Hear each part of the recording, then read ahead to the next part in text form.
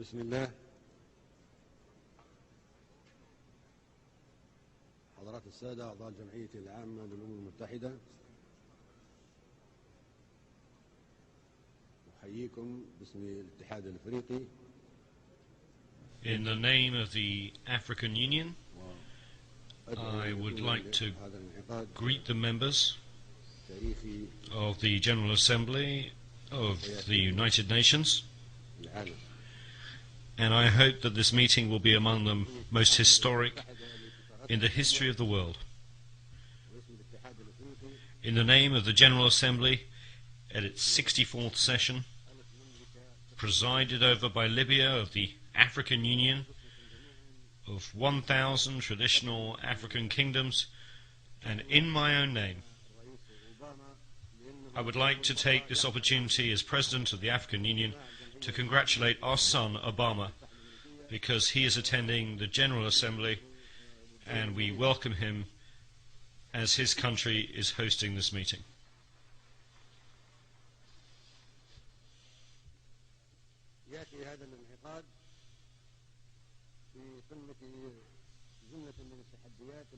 This session is taking place in the midst of so many challenges facing us, and the whole world should come together and unite its efforts to defeat the challenges that are our principal common enemy.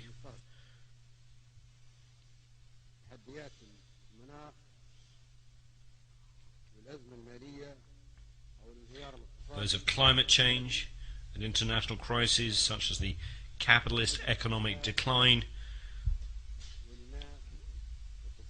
the food and water crises, desertification, terrorism, immigration, piracy, man-made and natural epidemics, and nuclear proliferation.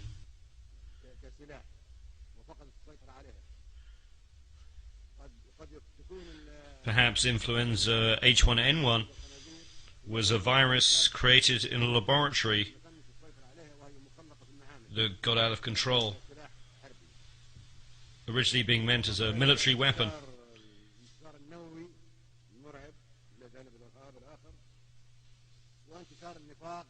Such challenges also include hypocrisy, poverty, fear, materialism, and immorality.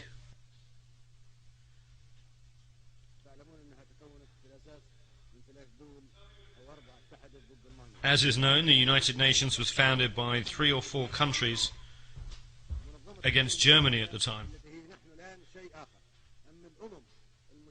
The United Nations was formed by the nations that joined together against Germany in the Second World War.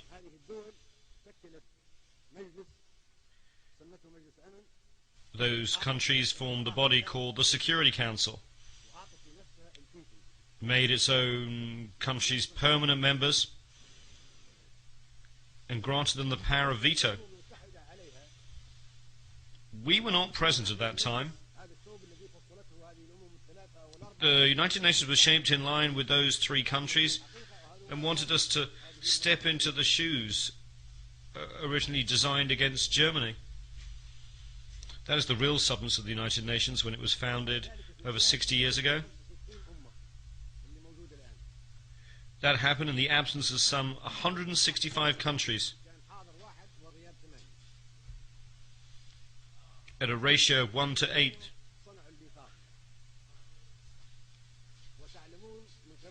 That is, 1 was present and 8 were absent. They created the Charter, of which I have a copy. If one reads the Charter of the United Nations, one finds that the preamble of the Charter differs from its articles. How did it come into existence? All those who attended the San Francisco conference in 1945 participated in creating the preamble, but they left the articles and internal rules of the procedures of the so-called Security Council to experts, specialists and interested countries which were those countries that had established the Security Council and united against Germany. The preamble is very appealing and no one objects to it, but all the provisions that follow it completely contradict the preamble. We reject such provisions and we will never uphold them. They ended with the Second World War.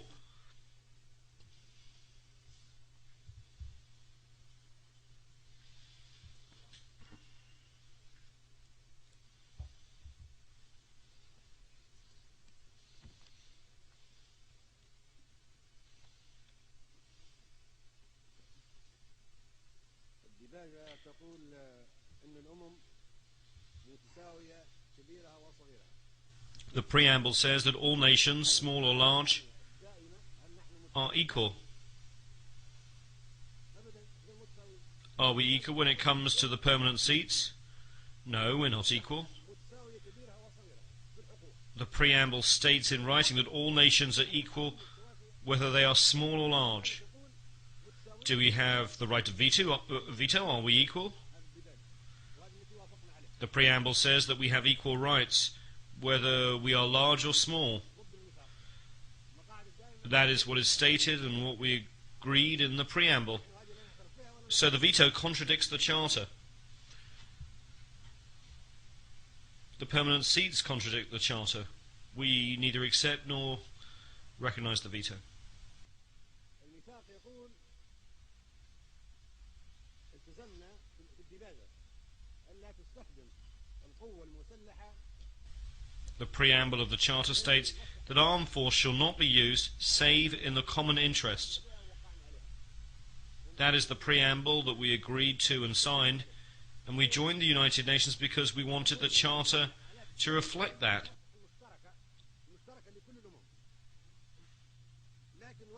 It says that armed force shall only be used in the common interest of all nations. But what has happened since then? 65 wars have broken out since the establishment of the United Nations and the Security Council. 65 since their creation, with the millions more victims than the Second World War. Are those wars and the aggression and force that were used in those 65 wars in the common interest of us all? No. They were in the interest of 1 or 3 or 4 countries, but not of all nations.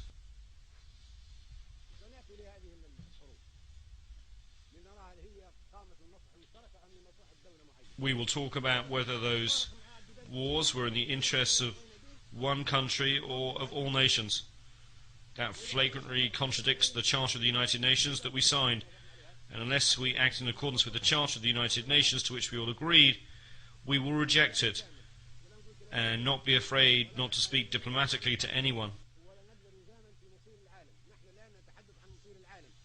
Now we are talking about the future of the United Nations. There should be no hypocrisy or diplomacy,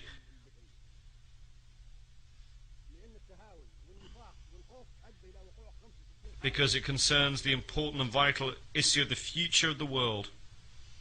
It was hypocrisy that brought about 65 wars since the establishment of the United Nations.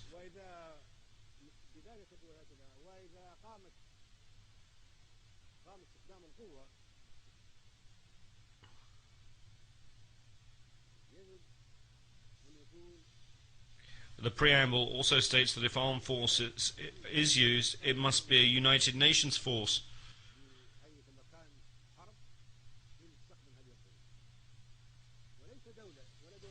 Thus military intervention by the United Nations with the joint agreement of the United Nations, not 1 or 2 or 3 countries using armed force. The entire United Nations will decide to go to war to maintain international peace and security.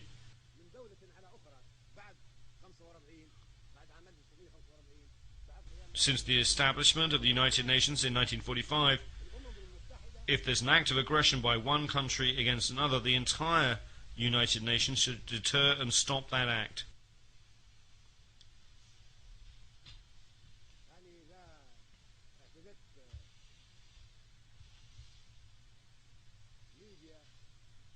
If a country, Libya for instance, were to exhibit aggression against France, then the entire organization would respond because France is a sovereign state. member of the United Nations, and we all share the collective responsibility to protect the sovereignty of all nations. However, 65 aggressive wars have taken place without any United Nations action to prevent them.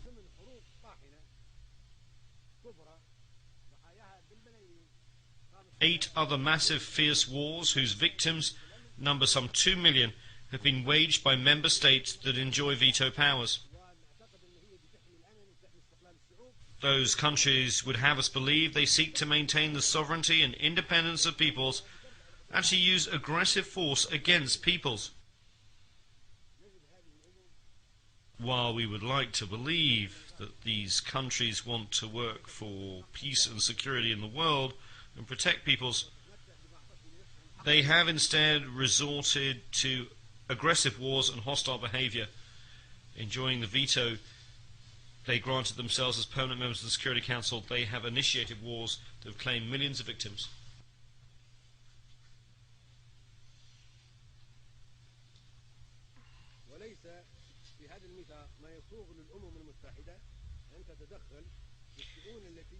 The principle of non-interference in the internal affairs of states is enshrined in the Charter of the United Nations. No country, therefore, has the right to interfere in the affairs of any government, be it democratic or dictatorial.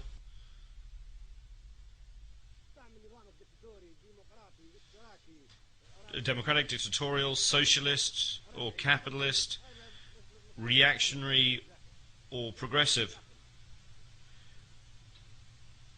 This is the responsibility of each society.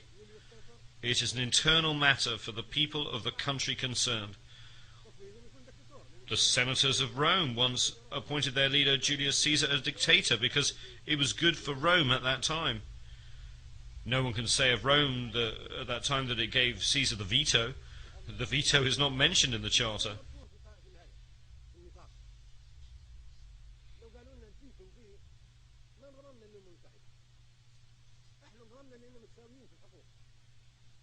We joined the United Nations because we thought we were equals, only to find that one country can object to all the decisions we make. Who gave the permanent members their status in the Security Council? 4 of them granted this status to themselves. The only country that we in this assembly elected to a permanent member status in the Security Council is China. This was done democratically. But the other seats were imposed upon us in an undemocratically through a dictatorial procedure carried out against our will, and we should not accept it.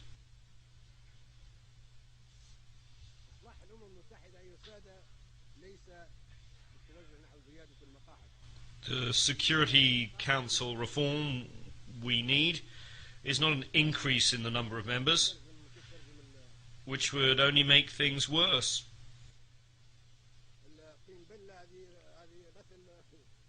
To use a common expression, if you add more water,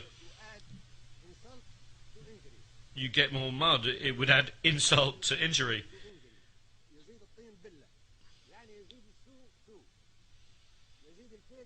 It would make things worse simply by adding more large countries to those that already enjoy membership of the Council.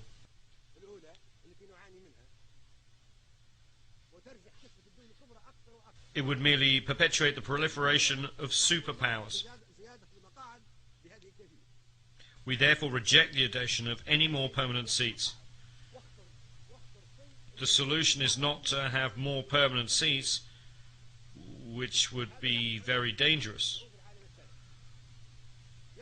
Adding more superpowers would crush the peoples of small, vulnerable, and third world countries, which are coming together in what has been called the Group of 100.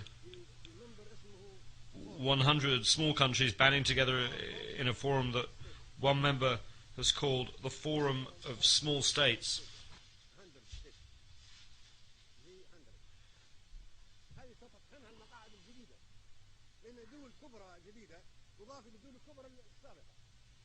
These countries would be crushed by superpowers, were additional large countries to be granted membership in the Security Council. This door must be closed. We reject it strongly and categorically.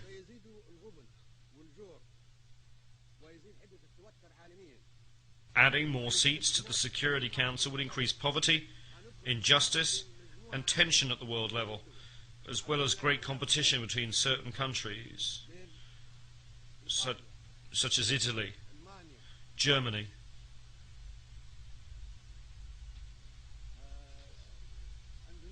Indonesia, India, Pakistan, the Philippines, Japan, Brazil, Nigeria, Argentina, Algeria, Libya, Egypt, the Democratic Republic of the Congo, South Africa, Tanzania, Turkey, Iran, Ukraine and Greece. All these countries would seek a seat on the Security Council, making its membership almost as large as that of the General Assembly, and resulting in an impractical competition.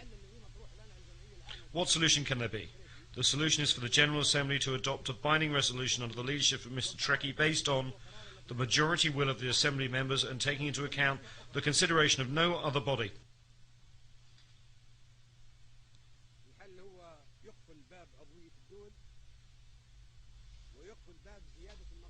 The solution is to close Security Council memberships to the admission of further states. This item is on the agenda of the General Assembly during the present session presided over by Mr. Trekkie. Membership through unions and the transference of mandates should supersede other proposals.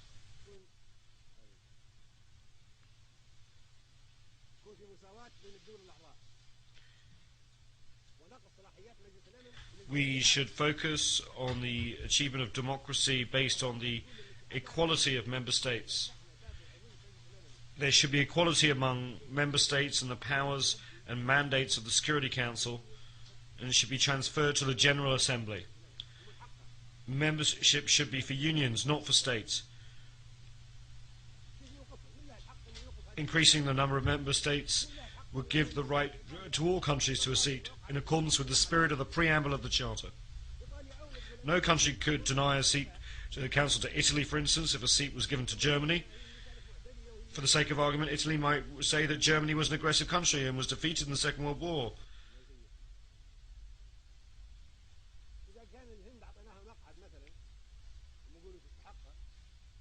If we gave India a seat, Pakistan would say that it too is a nuclear country and deserves a seat. And those two countries are at war. It would be a dangerous situation. If we gave a seat to Japan, then we should give one to Indonesia, the largest Muslim country, then Turkey, and then Iran and Ukraine would make the same claim. What could we say to Argentina or Brazil? Libya deserves a seat for its efforts in the service of world security by discarding its weapons of mass destruction. Then South Africa, Tanzania, Ukraine would demand the same.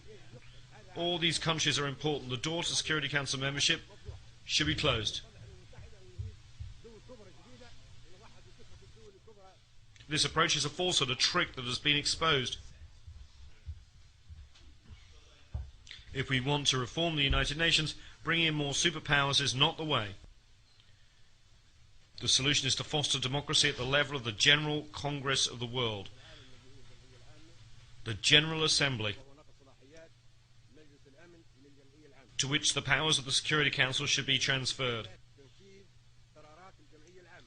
The Security Council will become merely an instrument for implementing the decisions taken by the General Assembly, which would be the Parliament, the Legislative Assembly of the world. This assembly is our democratic forum, and the Security Council should be responsible before it. We should not accept the current situation. These are the legislators of the members of the United Nations, and their resolutions should be binding. It is said that the General Assembly should do whatever the Security Council recommends. On the contrary, the Security Council should do whatever the General Assembly decides. This is the United Nations, the assembly that includes 192 countries. It is not the Security Council, which includes only 15 of the member states. How can we be happy about global peace and security if the whole world is controlled by only 5 countries?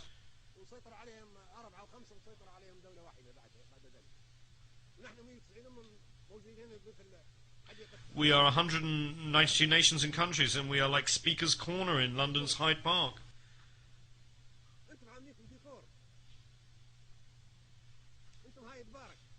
We just speak and nobody implements our decisions. We're a mere decoration without any real substance.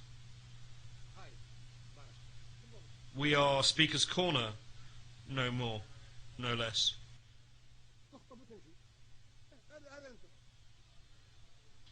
We just make speeches and then disappear. This is who you are right now.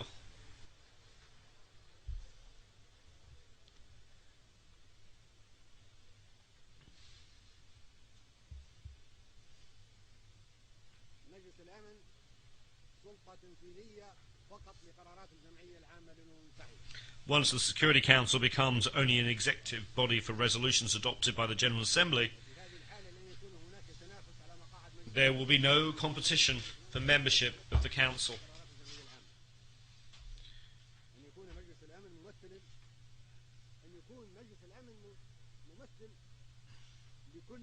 Once the Security Council becomes a tool to implement General Assembly resolutions, there will be no need for any competition. The Security Council should quite simply represent all nations in accordance with the proposals submitted to the General Assembly. There would be permanent seats on the Security Council for all unions and groups of countries.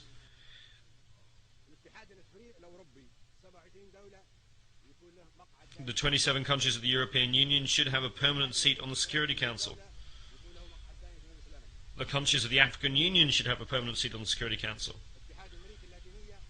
The Latin American and ASEAN countries should have permanent seats.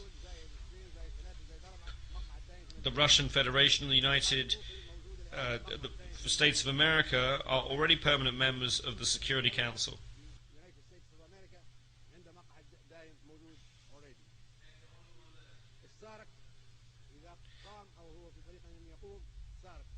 The Southern African Development Community, SADC, once it's fully established, should have a permanent seat.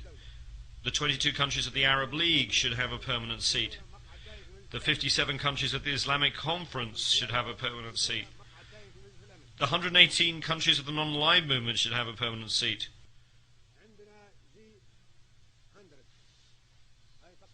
Then there is the G100.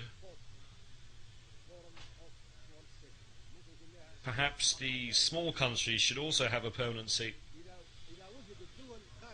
Countries not included in the unions that I have mentioned could perhaps be assigned a permanent seat to be occupied by them in rotation every 6 or 12 months. I'm thinking of countries like Japan and Australia that are outside organizations as ASEAN, or like the Russian Federation that is not a member of European or Latin American or African unions.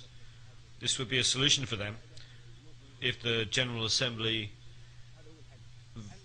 votes in favor of it.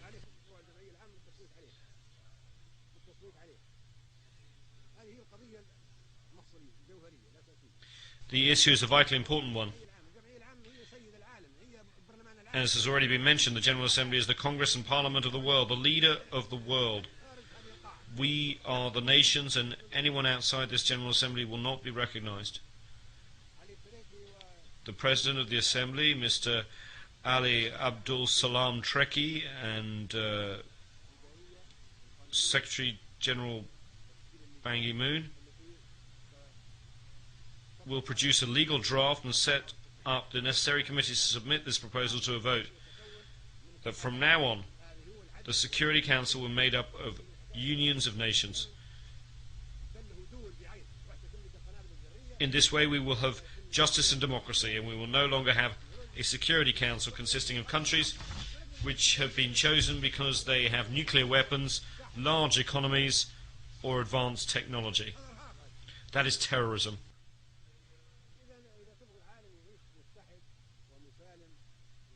We cannot allow the Security Council to be run by superpowers. That is terrorism in itself. If we want a world that is united, safe and peaceful, this is what we should do. If we want to remain in a world at war, that is up to you. We will continue to have conflict and to fight until doomsday or the end of the world. All Security Council members should have the right to exercise the veto, or else we should eliminate the whole concept of the veto with this new formation of the Council. This would be a real Security Council. According to the new proposal submitted to the General Assembly, it will be an executive council under the control of the General Assembly, which will have the real power and make all the rules.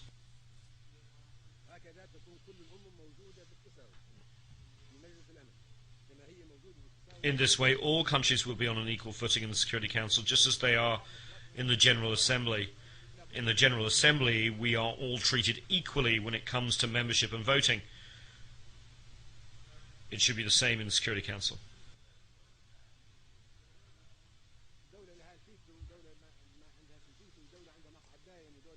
Currently, one country has a veto, another country does not have a veto. One country has a permanent seat, another country does not have a permanent seat. We should not accept this, nor should we accept any resolution adopted by the Security Council in its current composition. We are under trusteeship.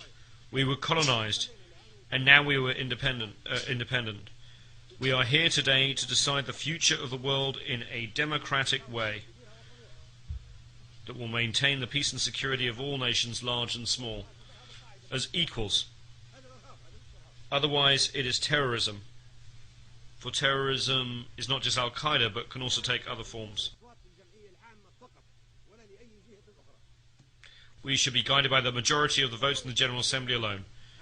If the General Assembly takes the decision by voting, then its wishes should be obeyed and its decision should be enforced.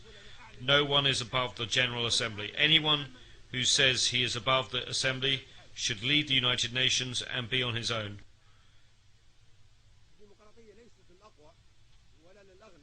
Democracy is not just for the rich or most powerful or those who practice terrorism. All nations should be and should be seen to be on an equal footing.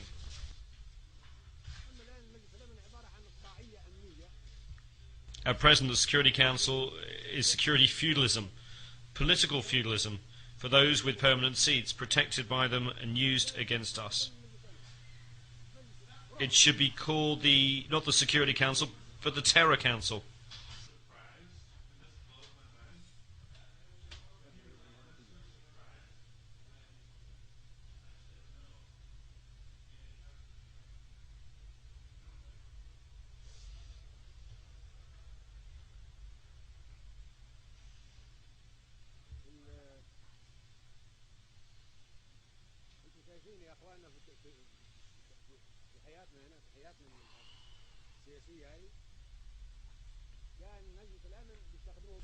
In our political life, if they need to use the Security Council against us, they turn to the Security Council.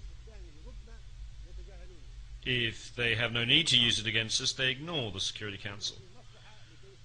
If they have an interest to promote, an axe to grind, they respect and glorify the Charter of the United Nations, they turn to Chapter 7 of the Charter and use it against poor nations. If, however, they wish to violate the Charter, they would ignore it as if it did not exist at all.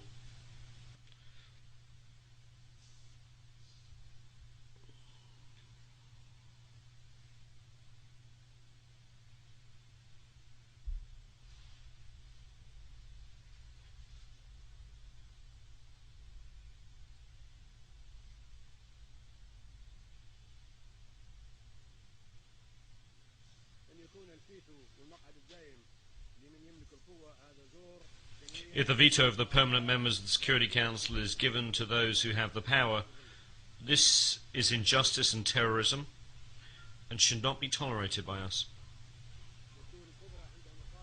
We should not live in the shadow of this injustice and terror. Superpowers have complicated global interests. They use the veto to protect those interests. For example, in the Security Council, they use the power of the United Nations to protect their interests and to terrorize and intimidate the third world, causing it to live under the shadow of terror. From the beginning, since it was established in 1945, the Security Council has failed to provide security. On the contrary, it has provided terror and sanctions. It is only used against us. For this reason, we will no longer be committed to implementing Security Council resolutions after this speech, which marks the 40th anniversary.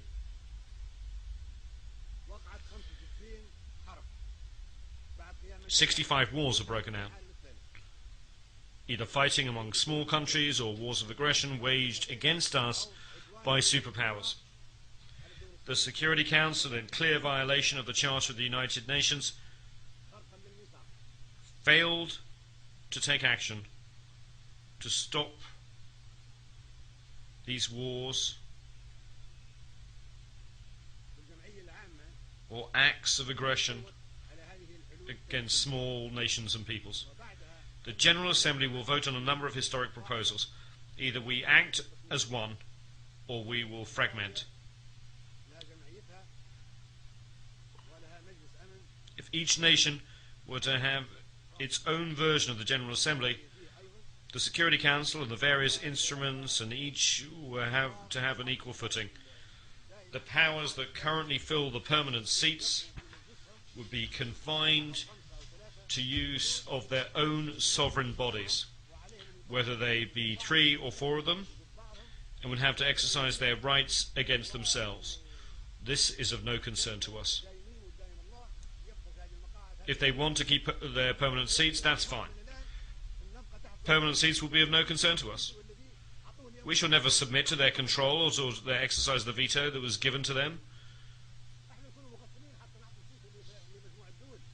We are not so foolish as to give up the right of veto to the superpowers to use so they can treat us as second-class citizens and outcast nations.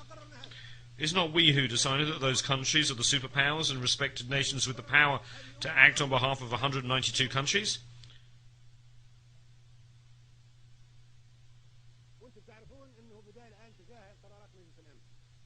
You should be fully aware that we are ignoring the Security Council resolutions because those resolutions are used solely against us and not against the superpowers, which have the permanent seats and the right of veto.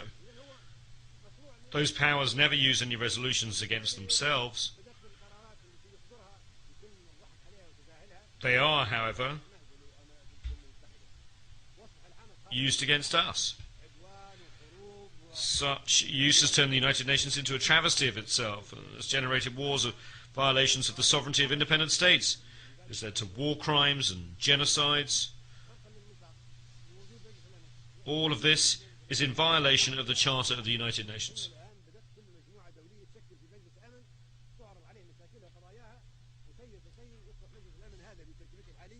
Since no one pays attention to the Security Council of the United Nations, each country and community has established its own Security Council, and the Security Council here has become isolated.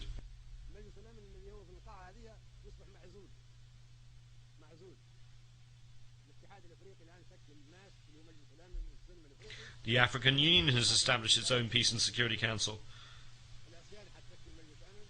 The European Union has established a Security Council, and Asian countries have already established their own Security Council soon. Latin America will have its own Security Council, as will the 120 non-aligned nations. This means that we've already lost the confidence in the United Nations Security Council, which has not provided us with security, and that's why we now are creating the new regional security councils. We are not committed to obeying the rules or the resolutions of the United Nations Security Council in its present form because it is undemocratic, dictatorial, and unjust.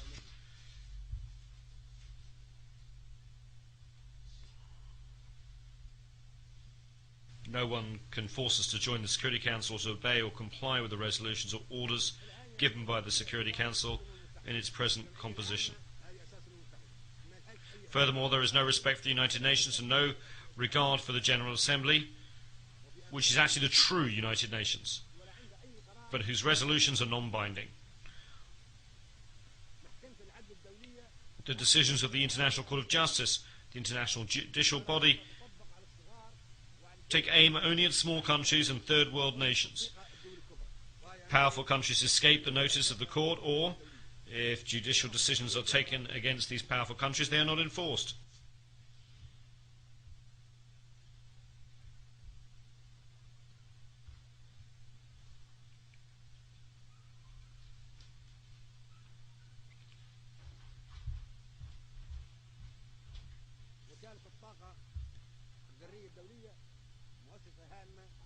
The International Atomic Energy Agency, IAEA, is an important agency within the United Nations.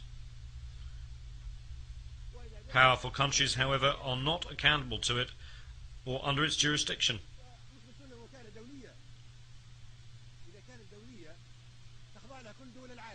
We have discovered that the IAEA is only used against us. We are told that it's an international organization, but if that's the case, then all the countries of the world should be under its jurisdiction. If it's not truly international, then right after this speech, we should no longer accept it and should close it down.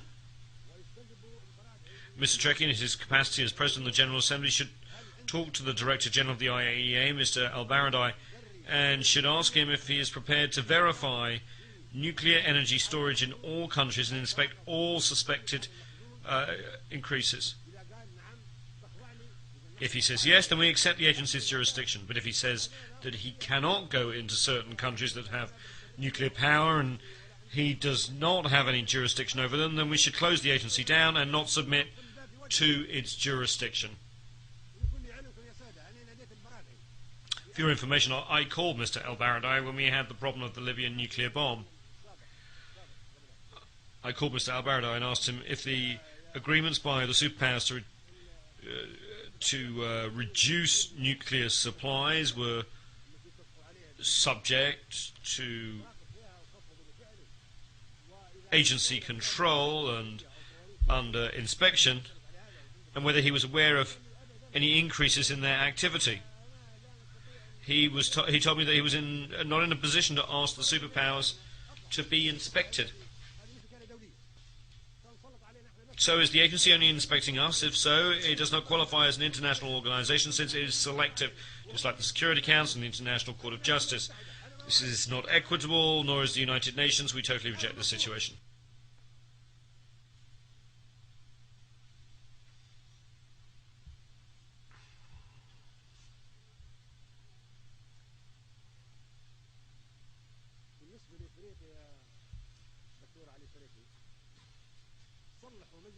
Regarding Africa,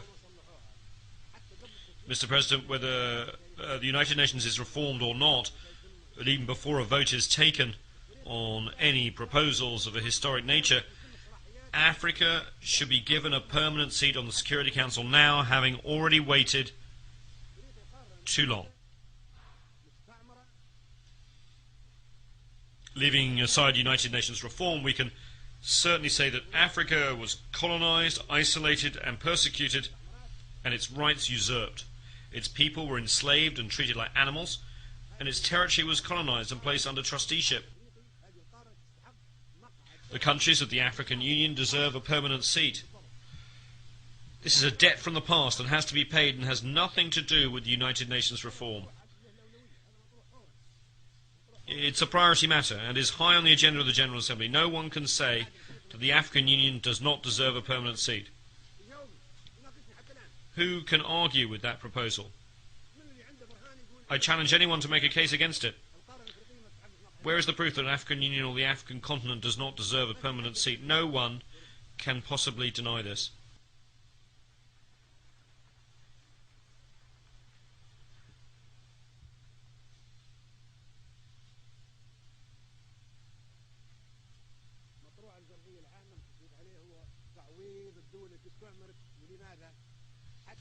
Another matter that should be voted on in the General Assembly is that of compensation for countries that were colonized so as to prevent the colonization of a continent, the usurpation of its rights and the pillaging of its wealth from happening again. Why are Africans going to Europe? Why are the Asians going to Europe? Why are Latin Americans going to Europe?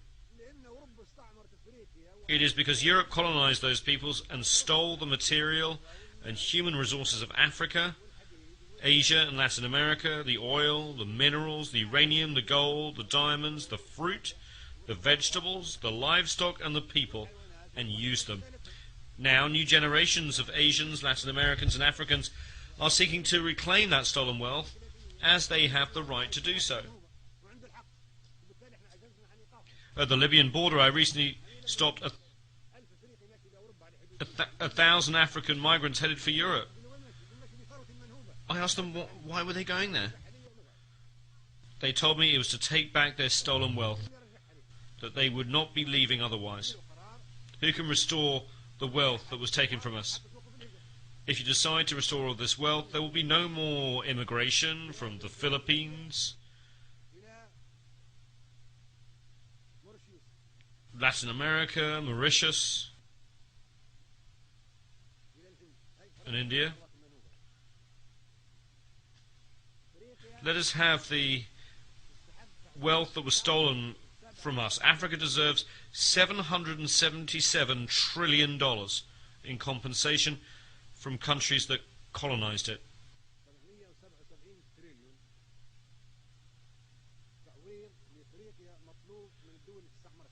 Africans will demand that amount. If you do not give it to them, they will go to where you have taken those trillions of dollars. They have the right to do so. They have to follow that money and bring it back again. Why is there no Libyan immigration to Italy, even though Libya is so close by? Italy owed compensation to the Libyan people. It accepted the fact and signed an agreement with Libya, which is adopted by both the Italian and the Libyan parliaments. Italy admitted that its colonization of Libya was wrong and should never be repeated, and promised not to attack the Libyan people by land, air or sea. Italy also agreed to provide Libya with $250 million a year in compensation over the next 20 years, and to build a hospital for the Libyans maimed as a result of the mines planted in Libyan territory during the Second World War.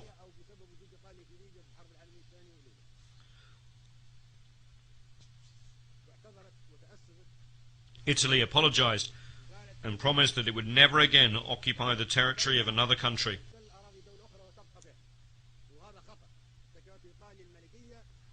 Italy, which was a kingdom during the fascist regime, has made rich contributions to civilization, should be commended for this achievement, together with Prime Minister Berlusconi and his predecessor, who made their own contributions in that regard.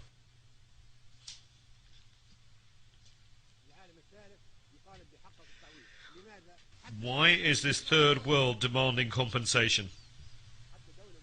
So that there will be no more colonization, so that large and powerful countries will not colonize, knowing that they will have to pay compensation. Colonization should be punished. The countries that harmed other peoples during the colonial era should pay compensation for the damage and suffering inflicted under their colonial rule.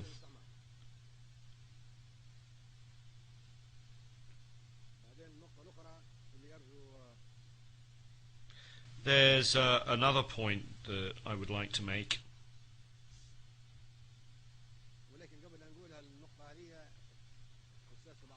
However, before doing so, and addressing a somewhat sensitive issue, I should like to make an aside.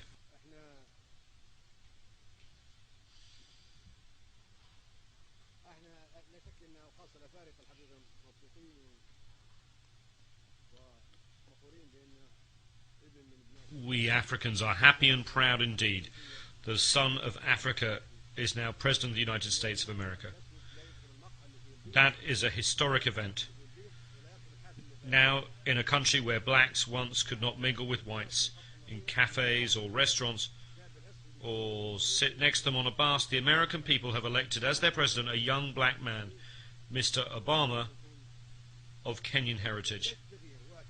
That is a wonderful thing, and we are proud. It marks the beginning of a change. However, as far as I am concerned, Obama is a temporary relief for the next 4 or 8 years. I am afraid that we may then go back to square one. No one can guarantee how America will be governed after Obama.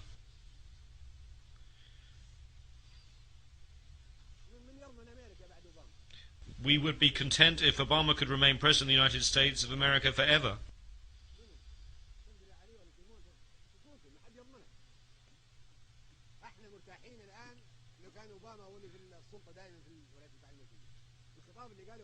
The statement that he just made shows that it's completely different from any American president that we have seen.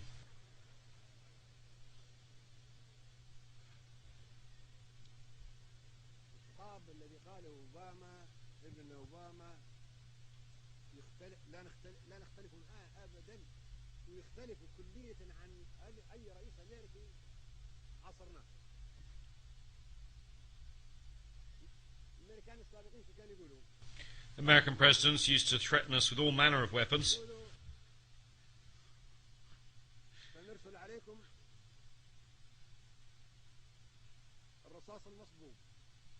saying that they would send us Desert Storm, grapes of wrath, rolling thunder, and poisonous roses for Libyan children.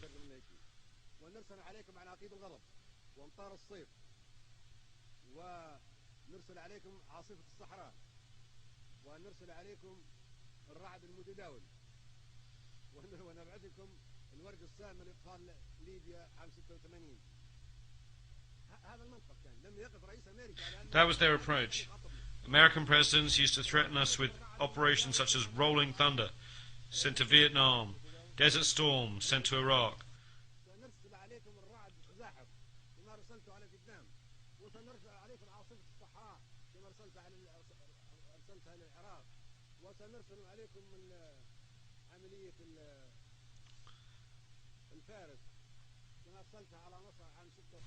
Musketeer sent to Egypt in 1956, even though America opposed it.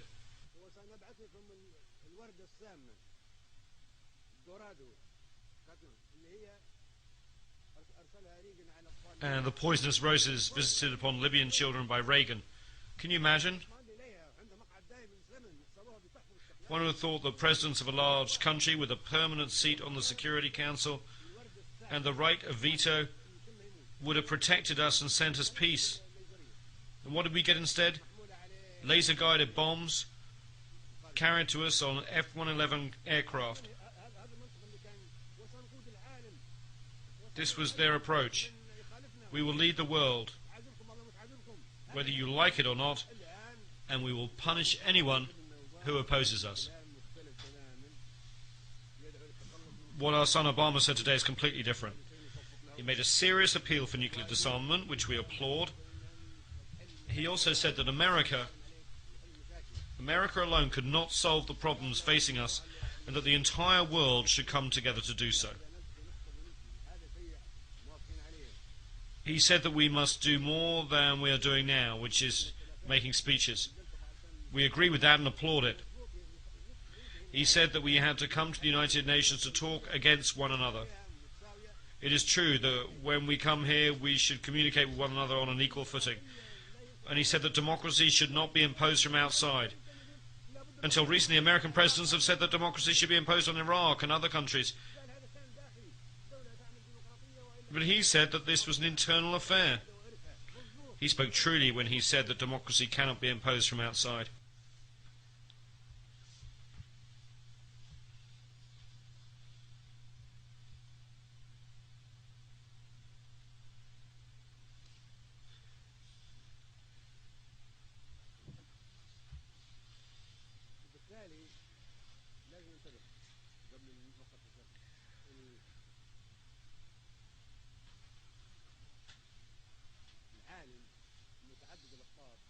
So we have to be cautious. Before I make these sensitive remarks, I note that the whole world has so many polarities. Listen, should we have a world of so many polarities? Can we not have nations on an equal footing? Let's have an answer. Does anyone have an answer as to whether it's better to have a world of so many polarities? Why can we not have equal standing? Should we have patriarchs? Should we have popes? Should we have gods? Why should we have a world of so many polarities? We reject such a world and call for a world where big and small are equal.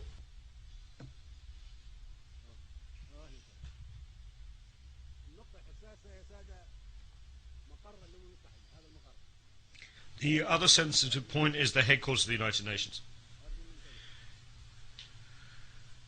Can I have your attention, please?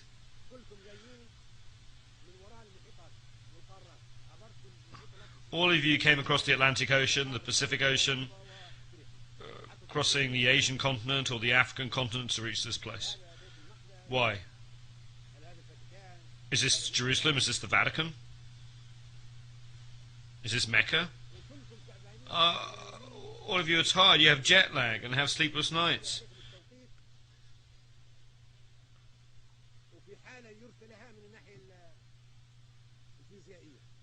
You're very tired, very low physically.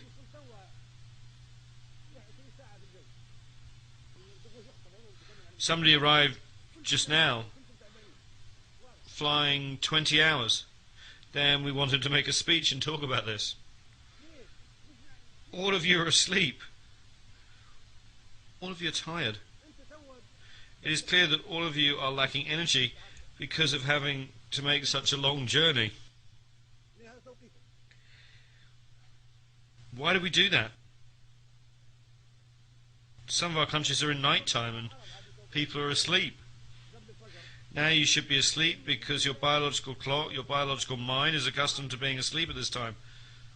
I wake up at 4 o'clock New York time before dawn because in Libya it's 11 in the morning. When I wake up at 11 it's supposed to be daytime. At 4 o'clock I am awake. Why? Think about it. If this was decided in 1945, should we still retain it? Why can we not think about a place that's in the middle, that is comfortable? Another important point is that America, the host country, bears the expenses and looks after the headquarters and diplomatic missions and looks after the peace and security of the heads of state who come here. They are very strict. They spend a lot of money. New York and all of America being very tight.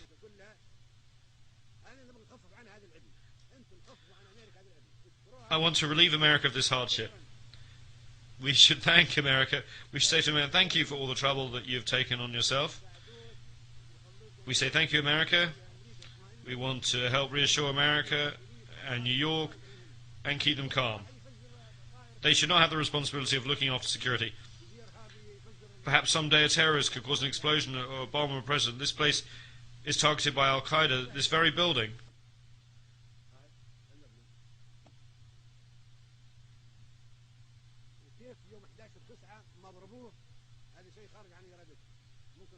Why was it not hit on September 11th? It was beyond their power. The next target would be this place. I'm not saying this in an offhand manner. We have tens of members of Al-Qaeda detained in Libyan prisons. Their confessions are very scary. That makes America live under tension. One never knows what will happen.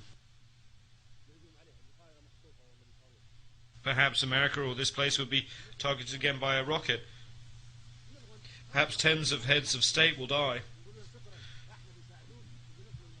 What we want to relieve America from this worry, we should take the place to where it is not targeted.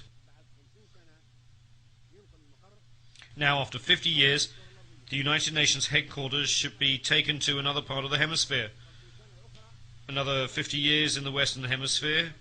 For the next 50 years, it should be in the Eastern Hemisphere or in the Middle Hemisphere by rotation. Now, with 64 years, we have an extra 14 years over the 50. So the headquarters should be moved to somewhere else. This is not an insult to America, it's a service to America. We should thank America. This was possible in 1945, and we should not accept it now, of course. this should be put on the vote of the General Assembly.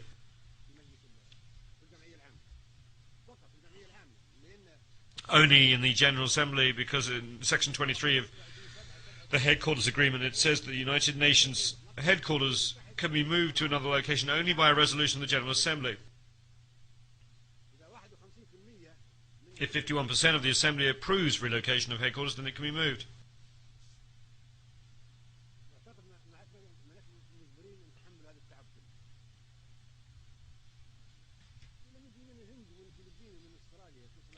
America has the right to make its security tight because it's targeted by terrorists and by Al-Qaeda.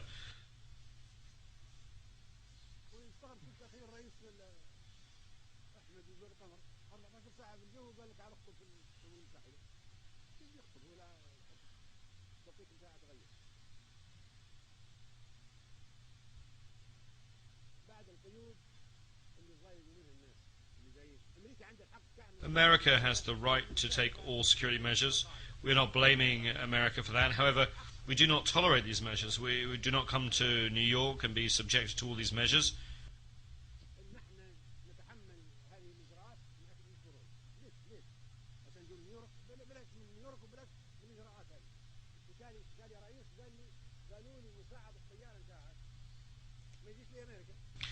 One president told me that he was told that his co-pilot could not come to America because there were restrictions. He asked, how could he cross the Atlantic without a co-pilot? Why? He doesn't know how to come here. Another president complained that his honor guard could not come because there was some misunderstanding regarding his name when it came to granting a visa. Another president said his own doctor could not get a visa and could not come to America.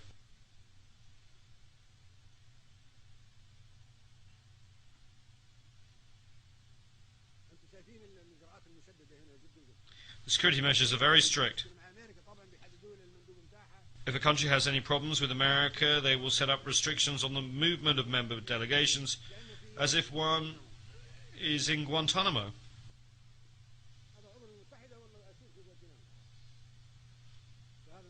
Is this a member state of the United Nations? Or is it a prisoner in the Guantanamo camp that cannot be allowed free movement? This is what is submitted to the General Assembly for a vote, moving the headquarters. If 51% agree, then we come to the second vote, to the middle of the globe, or the eastern part. If we say we move the headquarters to the middle of the hemisphere, why don't we move it to Sirte or Vienna? One can come even without a visa. Once you come as president, Libya is a secure country. We are not going to restrict you to 100 or 500 meters. Libya has no hostile actions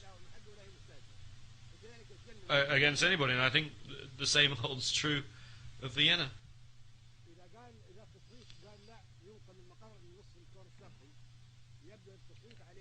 If the vote says we should move headquarters to the eastern part, then it will be Delhi or Beijing, the capital of China or the capital of India. That's logical, my brothers. I do not think there will be any objection to that. Then you will thank me for this proposal, for eliminating the suffering and trouble of flying 14, 15 or 20 hours to come here.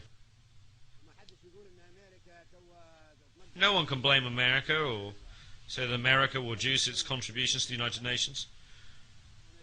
No one should have that bad a thought. America, I'm sure, is committed to its international obligations. America will not be angry. It will thank you for alleviating its hardship, for taking on all the hardship and all the restrictions, even though this place is targeted by terrorists.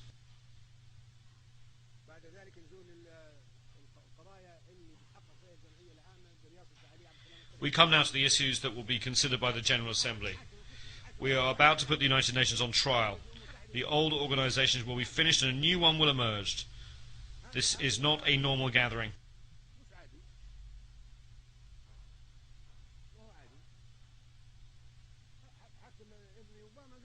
Even son Obama said that this is not a normal gathering. It is a historic meeting. The wars that took place after the establishment of the United Nations, why did they occur? Where was the Security Council? Where was the Charter? Where was the United Nations? There should be investigations and judicial intervention. Why have there been massacres? We can start with the Korean War because it took place after the establishment of the United Nations. How did a war break out and cause millions of victims? Nuclear weapons could have been used in that war. Those who are responsible for causing the war should be tried and should pay compensation and damages.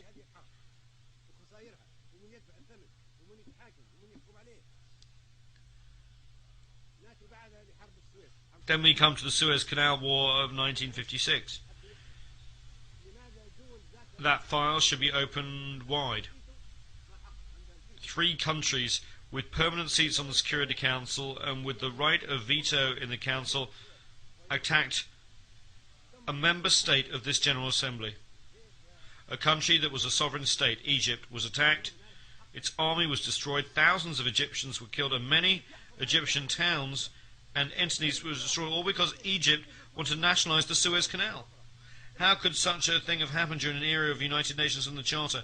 How is it possible to guarantee that such a thing will not be repeated unless we make amends for past wrongs? Those were dangerous events, and the Suez Canal and Korean War files should be reopened. Next we come to the Vietnam War.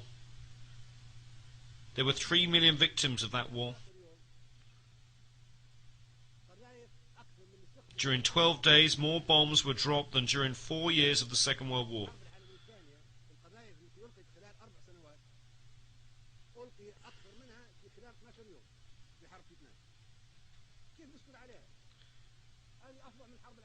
It was a fiercer war, and it took place after the establishment of the United Nations and after we had decided that there would be no more wars. The future of humankind is at stake. We cannot stay silent. How can we feel safe? How can we be complacent? This is the future of the world, and we who are in the General Assembly of the United Nations must make sure that wars are not repeated in the future. Then Panama was attacked, even though it was an independent member state of the General Assembly. 4,000 people were killed, and the president of that country was taken prisoner and put in prison.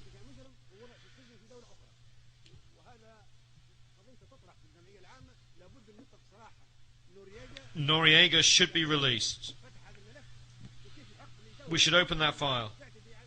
How can we entitle a country that is a United Nations member state to wage war against another country, capture its president, treat him as a criminal and put him in prison? Who would accept that?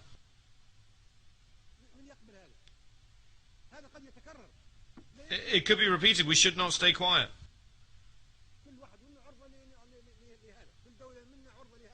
We should have an investigation. Any one of us member states could face the same situation, especially if such aggression is by a member state with a permanent seat on the Security Council and with responsibility to maintain peace and security worldwide. Then there is the war in Grenada. The country was invaded even though it was a member state. It was attacked by 5,000 warships, 7,000 troops and dozens of military aircraft. It is the smallest country in the world. This occurred after the establishment of the United Nations, of the Security Council and its veto, and the President of Grenada, Mr. Maurice Bishop, was assassinated. How could that have happened with impunity? It's a tragedy. How can we guarantee that the United Nations is good or not, that a certain country is good or not? Can we be safe or happy about the future or not? Can we trust the Security Council or not? Can we trust the United Nations or not? We must look into and investigate the bombing of Somalia. Somalia is a United Nations member state. It's an independent country under the rule of IDID. We want an investigation. Why did that happen? Who allowed it to happen? Who gave the green light for that country to be attacked? Then there's former Yugoslavia. No country was as peaceful as Yugoslavia, constructed step by step and piece by piece after being destroyed by Hitler.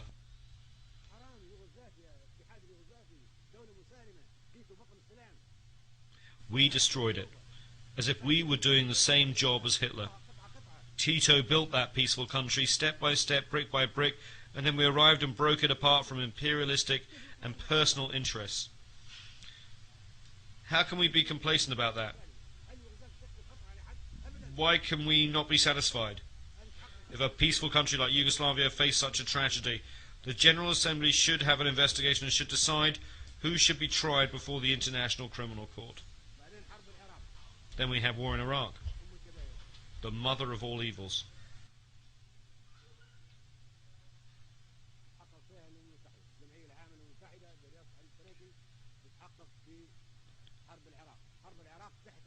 The United Nations should investigate that.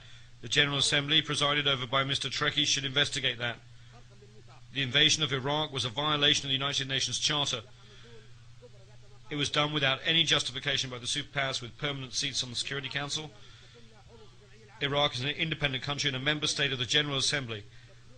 How could those countries attack Iraq? As provided for in the Charter, the United Nations should have intervened and stopped the attack.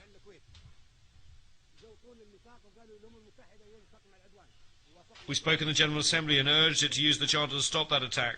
We were against the invasion of Kuwait, and the Arab countries fought Iraq alongside foreign countries in name of the United Nations Charter.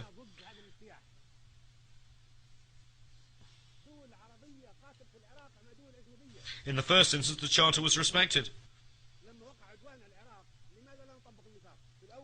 The second time, when we wanted to use the Charter to stop the war in Iraq, no one used it, and that document was ignored.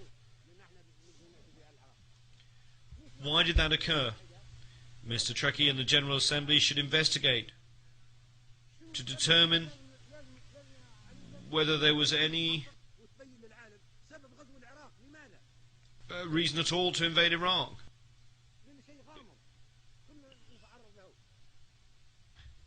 Because the reasons for that attack remain mysterious and ambiguous, and we might face the same destiny.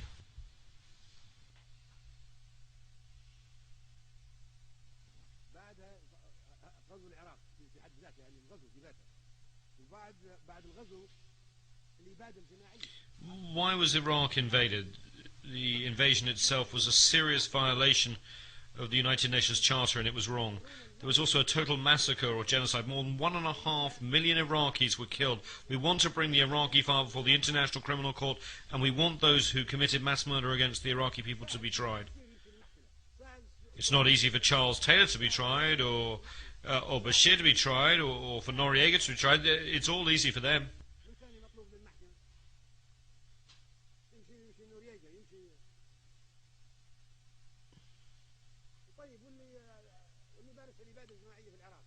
But what about those who have committed mass murder against the Iraqis? They cannot be tried. They cannot go before the ICC.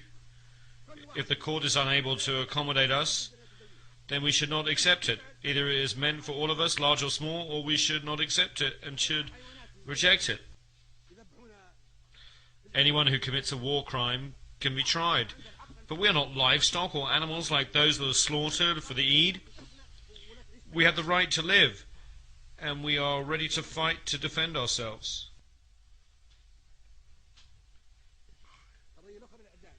We have the right to live in dignity under the sun and on earth. They have already tested us, and we have withstood the test. There are other things as well. What is it that Iraqi prisoners of war can be sentenced to death? When Iraq was invaded and the president of Iraq was taken, he was a prisoner of war. He should not have been tried.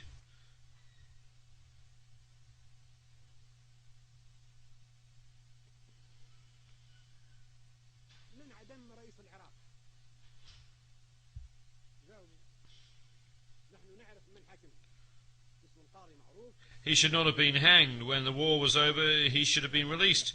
We want to know why a prisoner of war should have been tried. Who sentenced the president of Iraq to death? Is there an answer to that question? We know the identity of a judge who tried him, and those who tied the noose around the president's neck on the day of sacrifice and hanged him. Those people wore masks. How could this have happened in a civilized world? They were prisoners of war of civilized country under international law. How could government ministers and a head of state be sentenced to death and hanged? Were those who tried them lawyers or members of a judicial system? Do you know what people are saying? They are saying that the faces behind the masks were those of the President of the United States and the Prime Minister of the United Kingdom. And it was they who put the President of Iraq to death.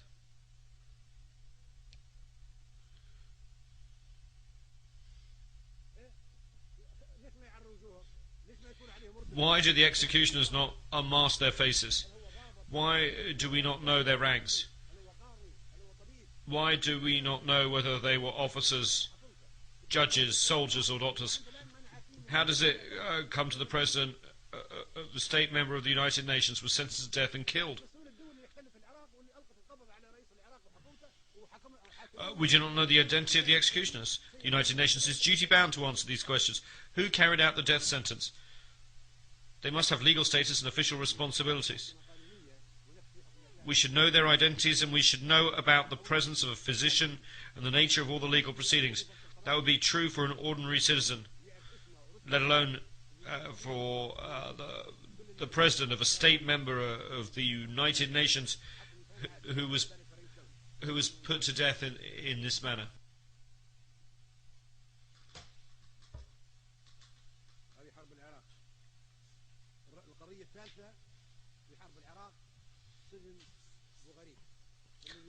My third point on Iraq relates to Abu Ghraib. This was a disgrace to humankind. I know the United States authorities will investigate the scandal, but the United Nations must not ignore it either. The General Assembly should investigate this matter.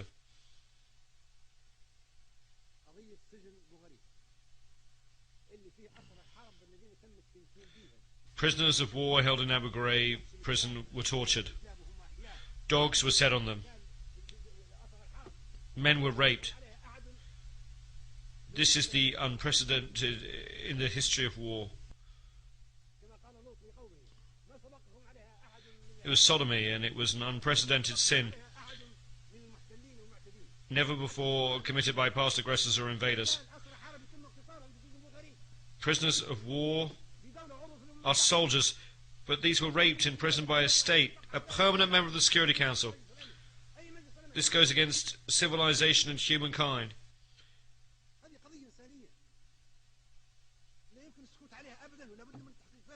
We must not keep silent.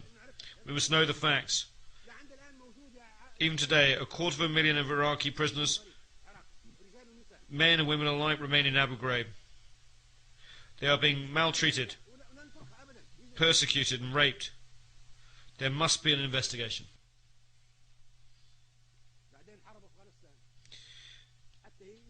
Turning to the war in Afghanistan, this too must be investigated. Why are we against the Taliban? Why are we against Afghanistan?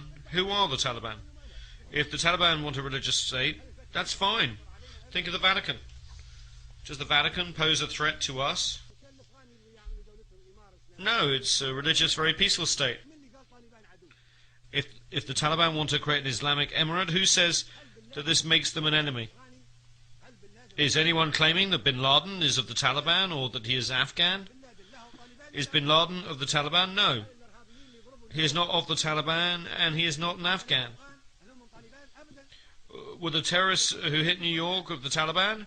Were they from Afghanistan? They were neither Taliban nor Afghani. Then what was the reason for the wars in Iraq and Afghanistan? If I truly wanted to deceive my American and British friends, I would encourage them to send more troops, and I would encourage them to persist in this bloodbath. But they will never succeed in Iraq or Afghanistan. Look what happened to them in Iraq, which is a desert. It's even worse in mountainous Afghanistan.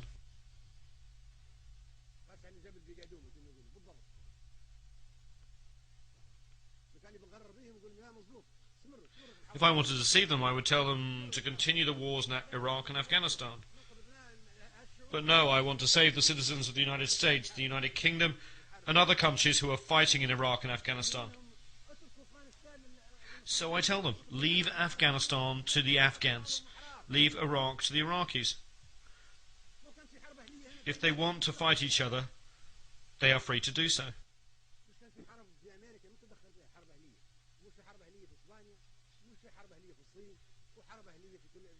America had its civil war, and no one interfered in it.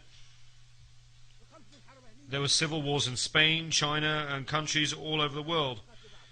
No place on earth has been free of civil wars. Let there be a civil war in Iraq. If the Iraqis want to have a civil war and fight each other, that's fine. Who says that if the Taliban form a government, they would possess intercontinental missiles of the kind of airplanes that hit New York?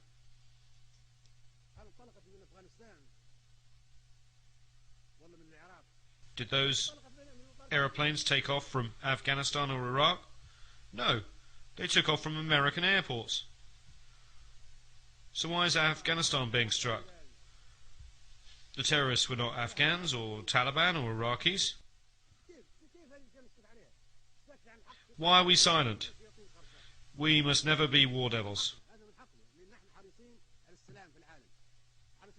Anyone who does not speak the truth is a silent devil. We are committed to international peace and security. We do not wish to scorn or ridicule humankind. We want to save humanity.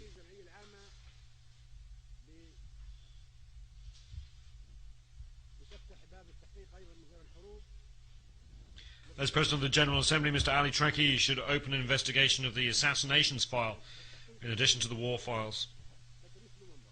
Who killed Patrice Lumumba and why? We merely want to record it in the annals of African history.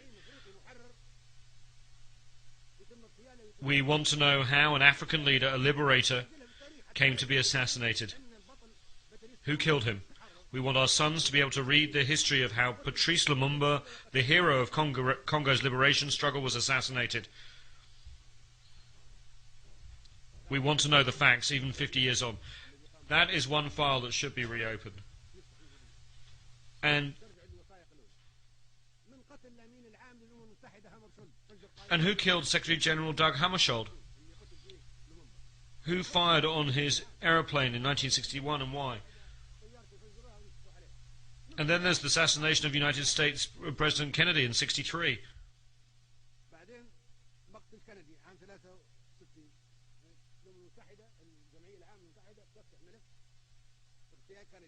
We want to know who killed him and why. There was someone called Lee Harvey Oswald, who was then killed by one Jack Ruby.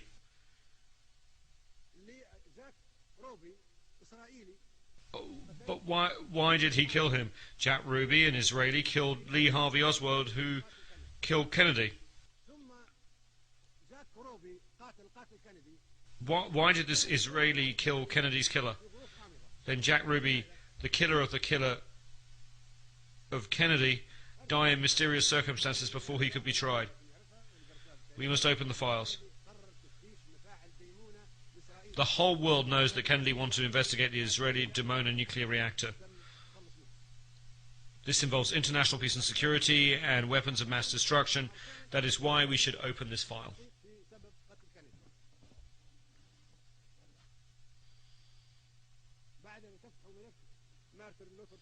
Then there's the assassination of Martin Luther King, the black reverend and human rights activist. His assassination was a plot, and we should know why he was killed and who killed him. And then there was Khalil Wazir, or Abu Jihad, a Palestinian, was attacked. He was living peacefully in Tunisia, a member state, and that country's sovereignty was not respected. We cannot keep silent, even though submarines and ships were detected along the coast of Tunisia where he was killed. No one was accused or tried. Abu Yad was also killed, and we should know how he was killed. He was killed in ambiguous circumstances.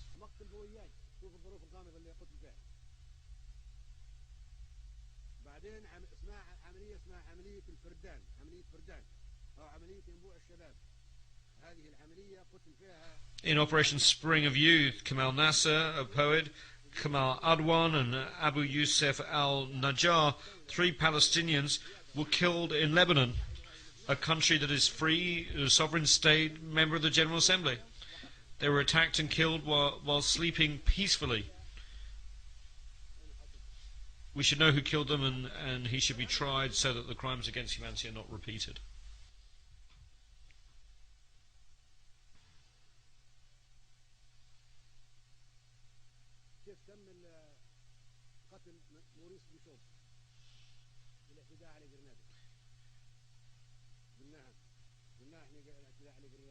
We've already talked about the size of the force used in the invasion of Grenada. 7,000 troops, 15 battleships, dozens of bombers.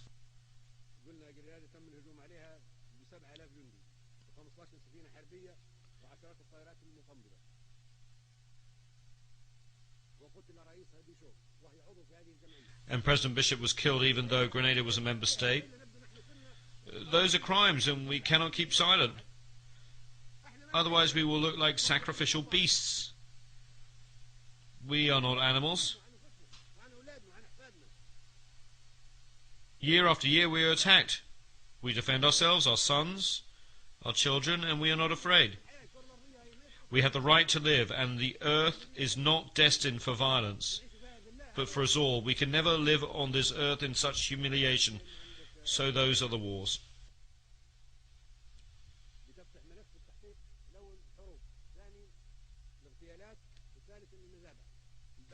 The last files is that of the massacres. In the Sabra and Shatila massacre, 3,000 people were killed. That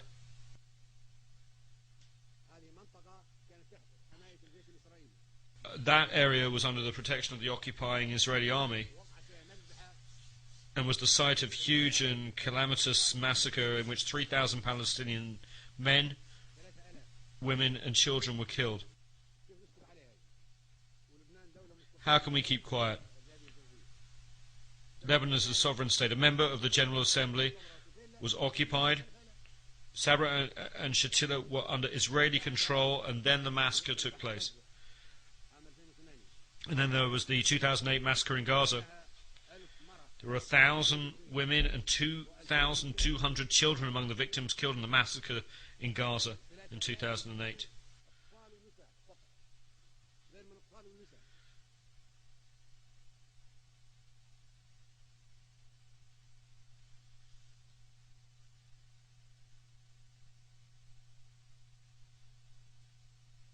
تم تدمير 50 مؤسسة تبع الأمم المتحدة تبع هذه الجمعية.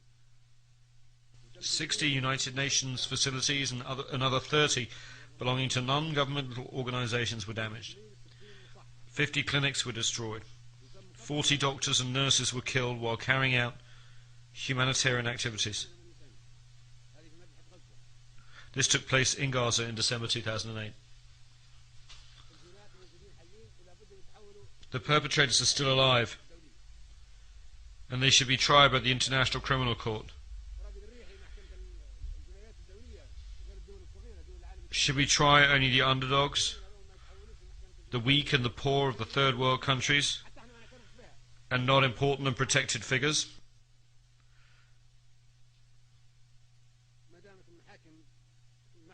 Under international law, they should all face trial for the consequences of the crimes that they have committed.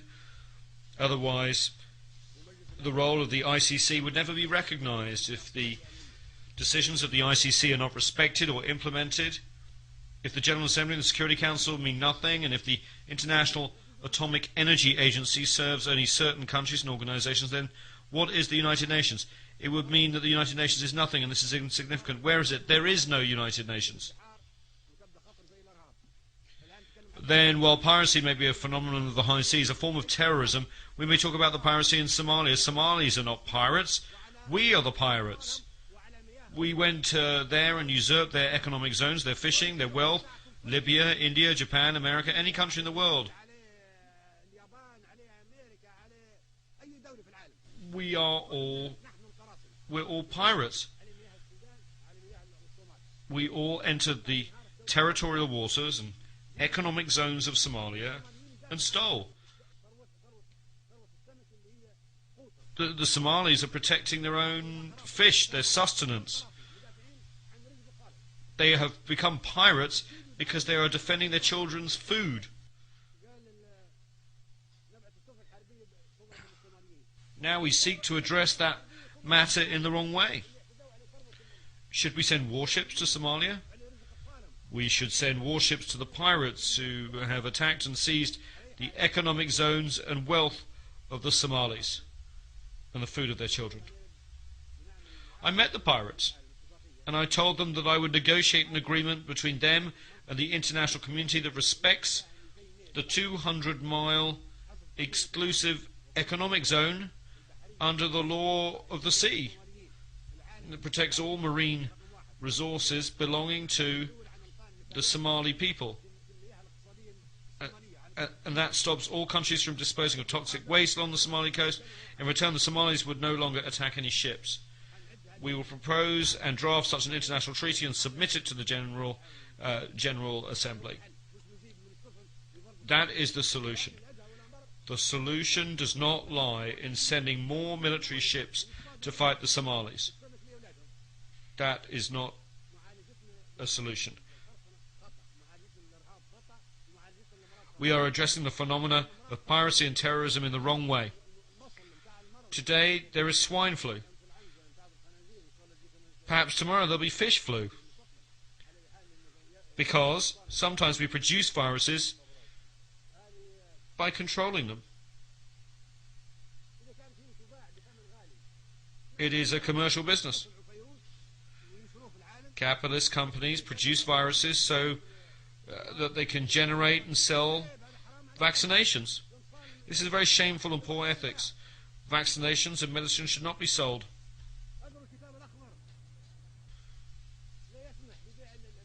In the Green Book, I maintain that medicines should not be sold or subject to commercialization. Medicines should be free of charge and vaccinations given free to children. But capitalist companies produce the viruses and vaccinations and want to make a profit. Why are they not free of charge?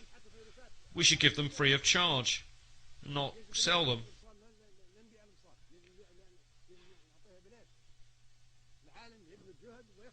The entire world should strive to protect our people,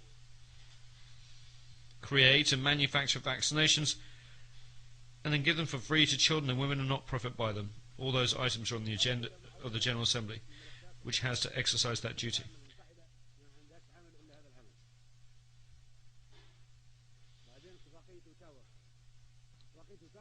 The Ottawa Convention on Landmines forbids the production of landmines. That is wrong. Landmines are defensive weapons. If I place them along the border of my country and someone wants to invade me, they may be killed. That's all right, because they're invading me. The convention should be reconsidered. I'm not taking that defensive weapon to another country. The enemy is coming to me, and on the Al-Gaddafi website, I call for that treaty to be modified or annulled. This treaty should be modified or annulled. I want to use anti-personnel mines to defend my home against invasion. Eliminate weapons of mass destruction, not landmines, which are defensive weapons.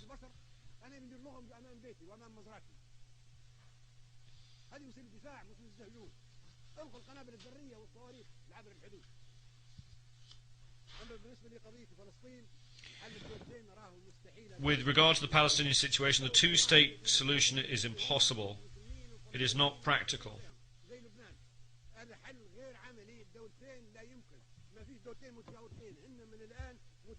Currently, these two states completely overlap. Partition is doomed to failure. These two states are not neighbours. They are co-extensive in terms of both population and geography.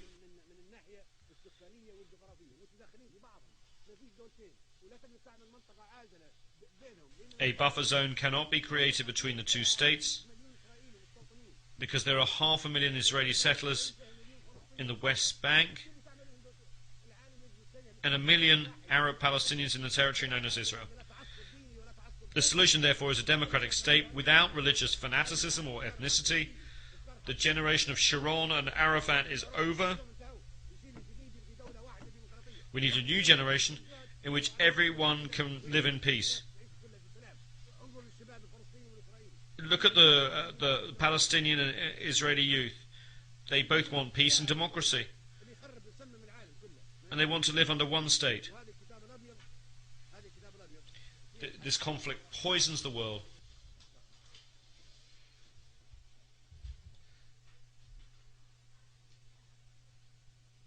The White Book actually has the solution. I hold it here. The solution is retained. Arabs should have no hostility or animosity towards Israel. We are cousins of the same race. We want to live in peace. The refugees should go back. You are the ones who brought the Holocaust upon the Jews. You, not we, are the ones who burned them. We gave them refuge. We gave them safe haven during the Roman era and the Arab reign in Andalusia and during the rule of Hitler. You are the ones who poisoned them. You are the ones who annihilated them. We provided them with protection. You expelled them. Let us see the truth. We are not hostile. We are not enemies of the Jews. And one day the Jews will need the Arabs. At that point, Arabs will be the ones to give them protection, to save them. And we hope, as we have done in the past. Look at what everybody else did to the Jews. Hitler is an example. You are the ones who hate the Jews, not us. In brief, Kashmir should be an independent state, neither Indian nor Pakistani. We must end that conflict. Kashmir should be a buffer state between India and Pakistan. With regard to Darfur, I truly hope that the assistance provided by the international organisations can be used for development projects, for agriculture, for industry and for irrigation. You are the ones who made it a crisis. You put it on the altar. You wanted to sacrifice Darfur so you could interfere in its eternal affairs.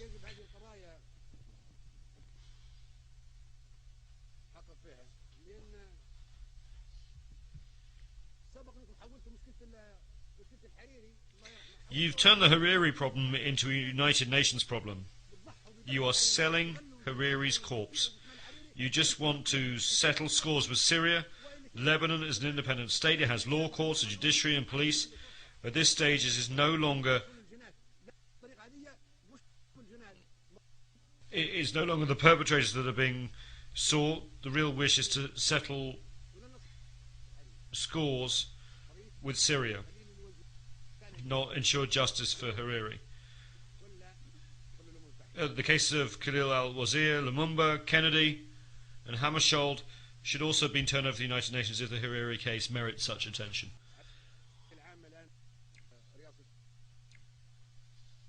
The General Assembly is now under the presidency of Libya. This is our right.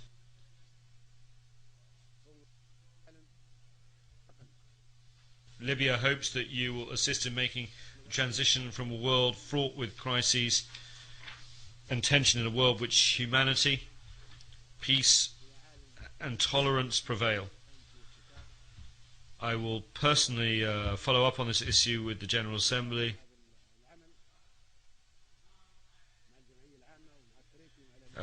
General Assembly and President Trekkie and the Secretary General. It is not our habit to compromise when it comes to the destiny of humanity and the struggles of the Third World and the 100 small nations, which should live in peace always.